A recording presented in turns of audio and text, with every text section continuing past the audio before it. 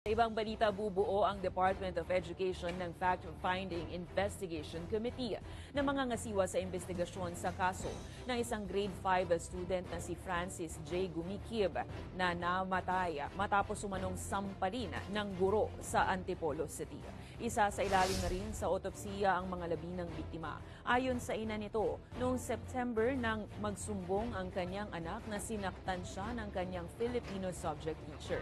Nakapasok pa raw ng 3 araw si Francis pero noong September 26, dinala nila ito sa ospital dahil sa pananakit ng ulo at tenga.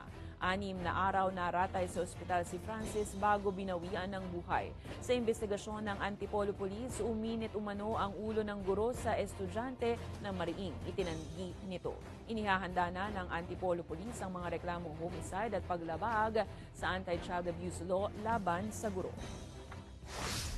We went there to the school to verify and gather the documents to be submitted to the regional office as a protocol and guidelines in child protection cases. So, magsasubmit po kami ng intake sheet and incident report to the regional office for appropriate action. According po dun sa mga bata is hinawakan daw po sa damit, then nahawakan sa buhok, saka po natampal.